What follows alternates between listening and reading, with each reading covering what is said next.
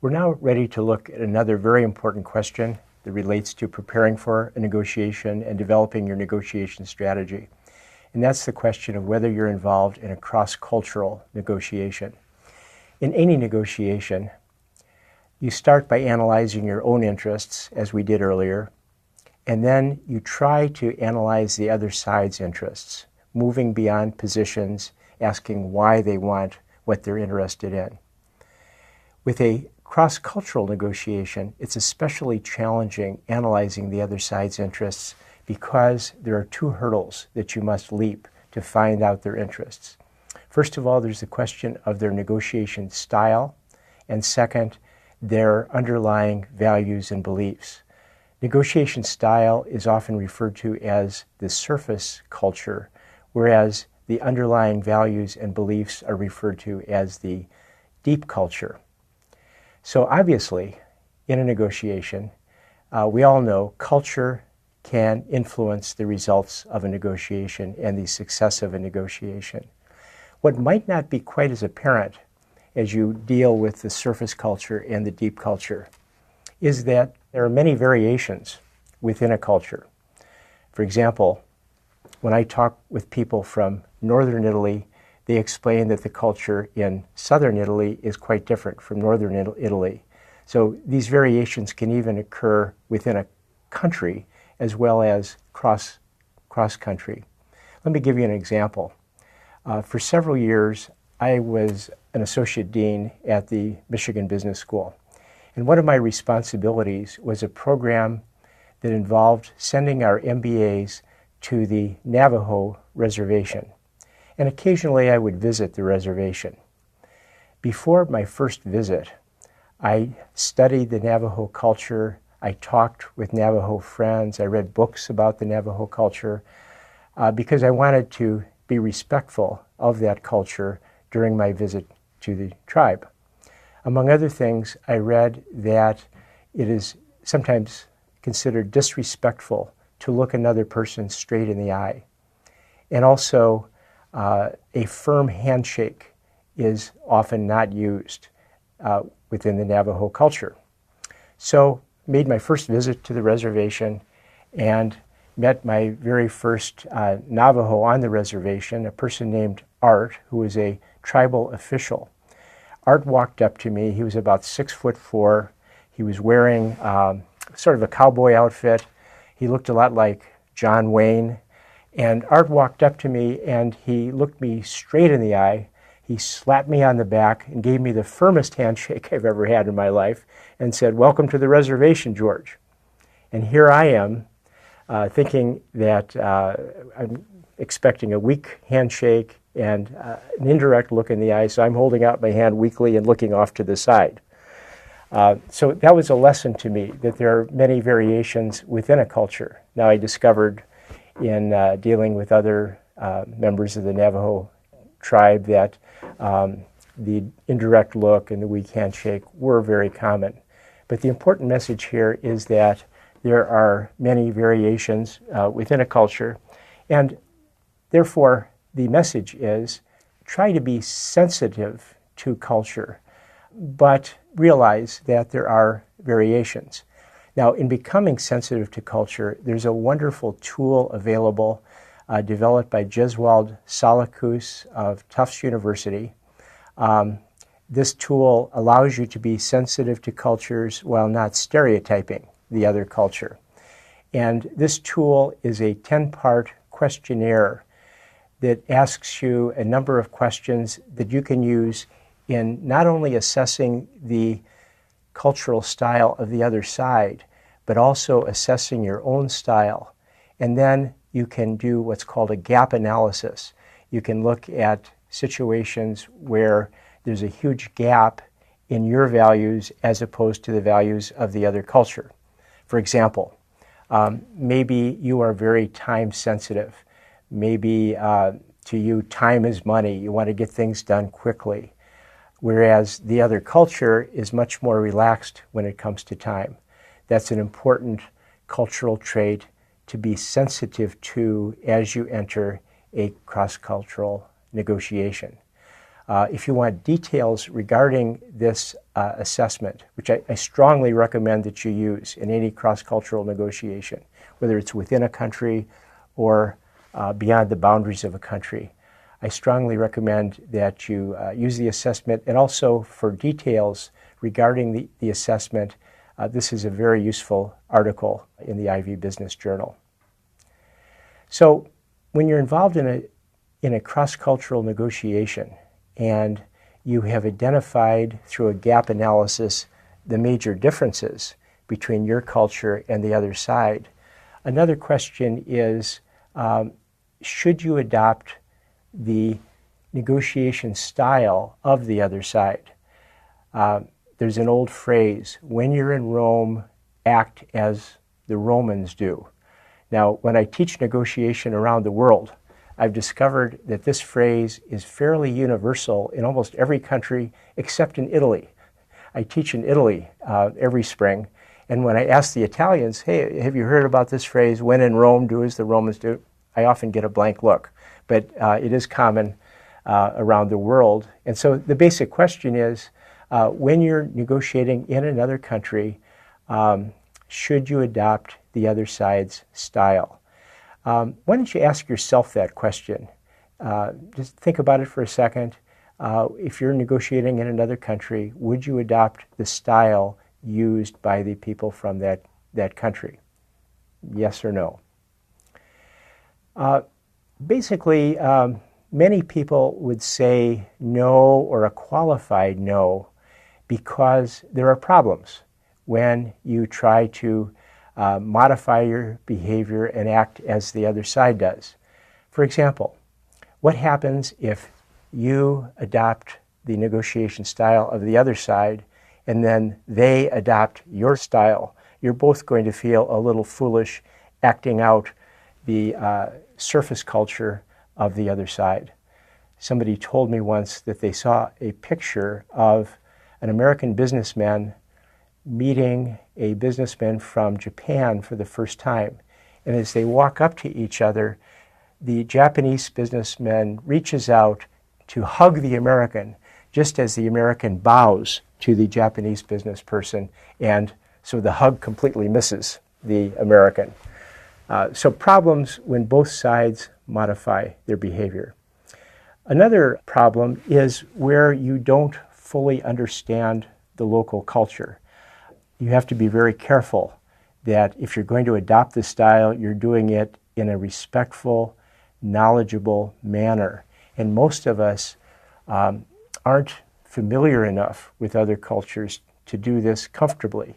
And we don't want to do it in a way that would be disrespectful of the other culture.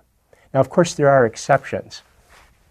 A few years ago, I was teaching a negotiation course, and one of the people in the course was the president of the country subsidiary of one of the large automakers. And he mentioned in class that he did use the local style in negotiations.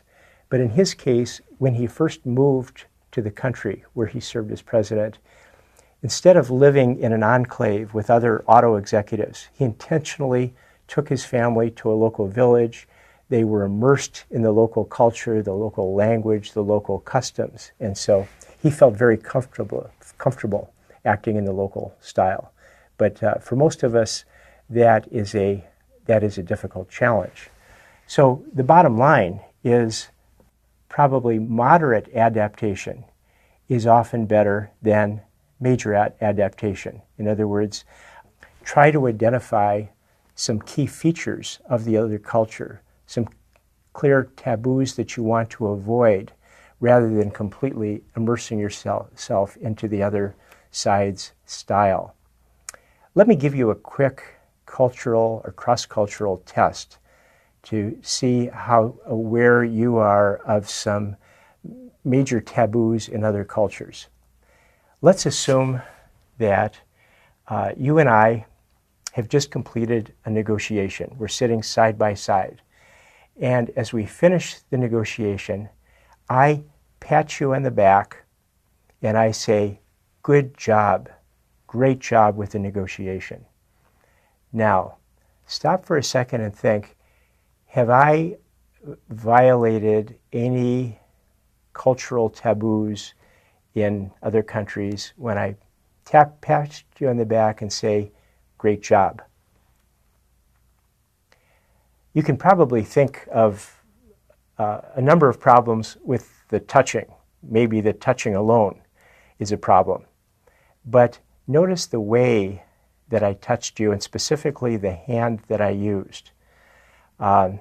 In some cultures, you do not touch somebody else with your left hand. That is your toilet hand.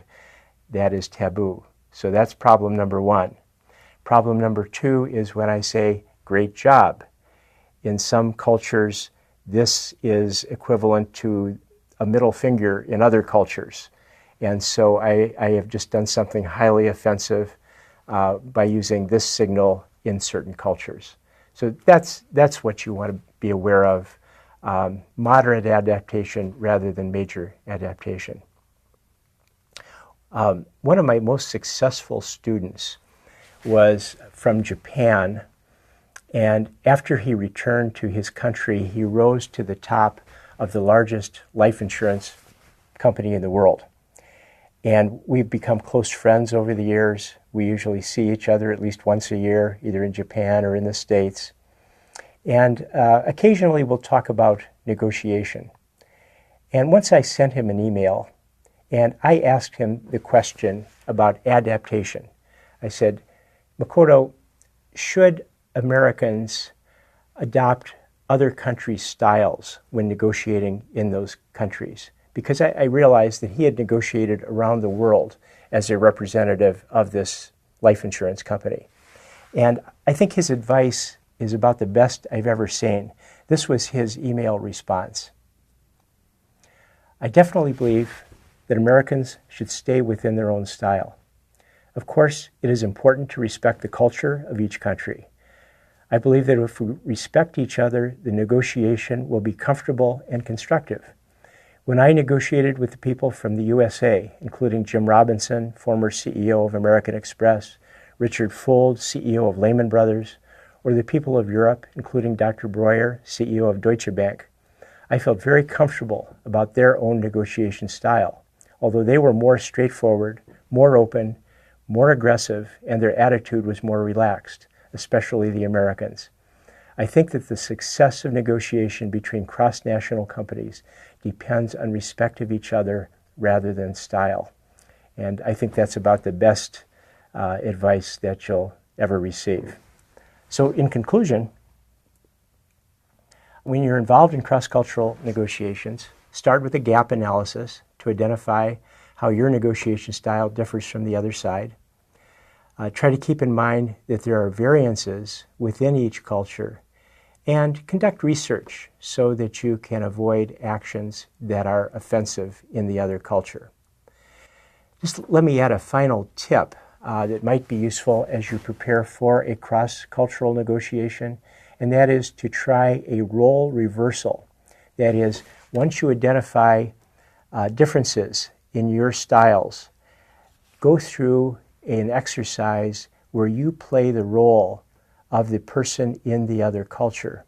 This is called a role reversal, and it's a very useful exercise because it gives you insight into the actions of the other side, and it might even provide you with some additional negotiation strategy and tactics to use in your own future negotiations. I use a role reversal in my courses, and in one role reversal, one of the sides is supposed to remain very quiet. And I've discovered over the years that the people playing that role, they're in a culture where people tend to listen rather than talk constantly.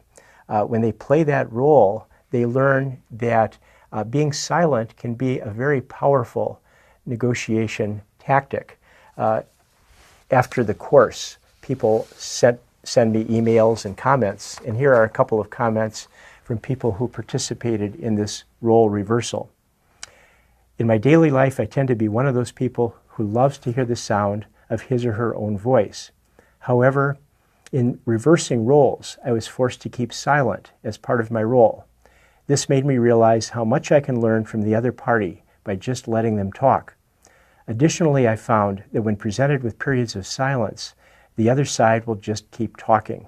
This can lead to revelations of information that I never would have sought in the first place. And here's another quick example.